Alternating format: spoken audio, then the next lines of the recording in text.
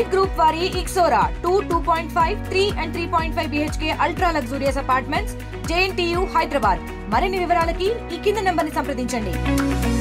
10 సంవత్సరాలలో కేసీఆర్ అభివృద్ధిలో సంక్షేమంలో అత్యంత వేగంగా పురోగమిస్తే ఈ దేశంలో కేవలం 17 నెలల కాలంలోనే ఇవాళ తెలంగాణ రాష్ట్రాన్ని అత్యంత వేగంగా కిందికి తీసుకొచ్చిన వ్యక్తి ఇవాళ అసమర్థ ముఖ్యమంత్రి రేవంత్ రెడ్డి. ఎంత ఘోరంగా తెలంగాణ రాష్ట్రాన్ని కిందికి తీసుకొచ్చిందంటే నేను ఇంతకుముందు చెప్పినట్టు తలసరి ఆదాయంలో తెలంగాణ రాష్ట్రం నంబర్ 1గా ఉంటే కేసీఆర్ హయాంలో ఇప్పుడు తెలంగాణ రాష్ట్రం తలసరి ఆదాయంలో రేవంత్ రెడ్డి హయాంలో 11వ స్థానానికి దిగజారింది.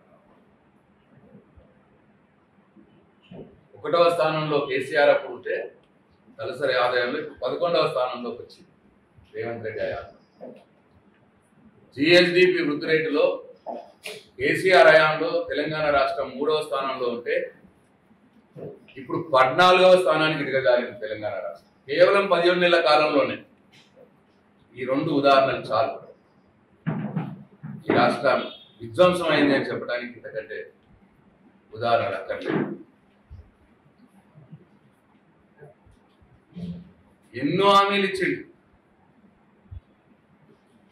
2 లక్షల రుణమాఫీ నేను రాగానే డిసెంబర్ 9కే చేస్తా, ఇంకెవరైనా ఉంటే పోయి బాకీలు తెచ్చుకోండి అన్నాడు. డిసెంబర్ 9 పోయి 100 రోజుల్లో అన్నాడు. ఇవాళ 500 రోజులకు వచ్చింది. ఇప్పటికీ 2 లక్షల రుణమాఫీ సగం మంది కూడా కాదు, అయిపోయిందని చెప్పి చేతులు ఎత్తేసి. రైతు బంధు కేసీఆర్ అయితే 10,000 ఇస్తాడు, అది 2 పంటలకే ఇస్తున్నాడు. నేను 3 పంటలకు ఇస్తా 15,000 ఇస్తా అన్నాడు. ఇవాళ 15,000 పోయి 12,000 అని మాట మార్చిండు. ఒక వానాకాలం రైతు బంధు ఎగ్గొట్టిండు. ఇప్పుడు మళ్ళా డేట్ల మీద డేట్లు పెట్టిండు. లాస్ట్ మార్చి 31 పెట్టిండు. మార్చి 31 అయిపోయి నెల. ఇట్లా అన్ని వర్గాల్ని ఎలక్షన్లప్పుడు మాటలు చెప్పి, మోసపు మాటలు చెప్పి, మాయ మాటలు చెప్పి నమ్మించి ఓట్లేపించుకొని వాళ్ళ ముఖ్యమంత్రి అయిన తర్వాత దారుణంగా ఈ అన్ని వర్గాలను మోసం చేసే కార్యక్రమంలో ఉన్నాడు. అందుకే ఇప్పుడు ప్రజలంతా ఎక్కడ చూసినా రేవంత్ రెడ్డి వద్దు, కేసీఆర్ ముద్దు అంటున్నారు. కేసీఆర్ మళ్ళీ ఎప్పుడు వస్తారో అని అడుగుతున్నారు. ఏమన్నా వేసి నీ దించేయండి, తీసుకురండి కేసీఆర్ని అంటున్నారు.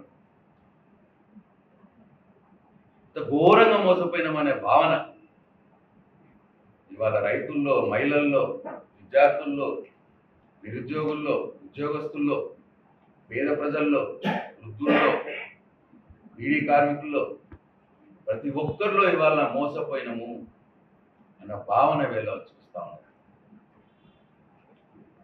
అందుకే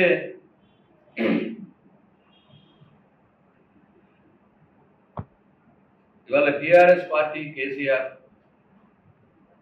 తెలంగాణ ప్రజల కోసం పుట్టినటువంటి పార్టీ. అధికారంలో ఉన్నా, అధికారంలో లేకున్నా ప్రజలకు అభివృద్ధి ఇస్తా అన్నాడు. 500 రోజులు అయిపోయింది, 100 రోజుల్లో ఇస్తా అన్నాడు. 500 రోజులు అయిపోయింది, దాని ఊసలేదు. 2 లక్షల ప్రభుత్వ ఉద్యోగాలు ఇస్తామని చెప్పిండు. రాగానే సంవత్సరం లోపల జాబ్ క్యాలెండర్ పెడతాం, 2 లక్షల ఉద్యోగాలు ఇస్తామని చెప్పిండు. సంవత్సరం మీద 5 నెలలు అయిపోయింది, ఇప్పటికీ జాబ్ క్యాలెండర్ లేదు. నిరుద్యోగులు రెచ్చగొట్టిండు. అశోక్ నగర్ పోయిండు, రాహుల్ గాంధీని తీసుకుపోయిండు. ఇదే మాట చెప్పిండు, 2 లక్షల ఉద్యోగాలు ఇస్తా, కేసీఆర్ ఉద్యోగాలు ఇస్తాడు, నేను 2 లక్షల ఉద్యోగాలు. జాబ్ క్యాలెండర్ పెడతా అన్నాడు. 15 నెలలు అయింది, జాబ్ క్యాలెండర్ లేదు. 2 లక్షలు కాదు కదా, 11,000 ఉద్యోగాలు ఇచ్చిండు మొత్తం 15 నెలలు. 40,000 ఉద్యోగాలు మేము నోటిఫికేషన్లు ఇచ్చి, మేము రాత పరీక్షలు పెట్టి, మేము ఇంటర్వ్యూలు చేసి, మేము ఫైనల్ చేసిన దాన్ని ఆయన ఖాతాలు వేసుకొని నా ఉద్యోగాలు అని చెప్పి చెప్తా ఉన్నాడు. అట్లా ఒక 40,000 ఒరిజినల్కి ఇచ్చింది ఆయన 11,000. ఇస్తా అన్న 2 లక్షల ఉద్యోగాలు.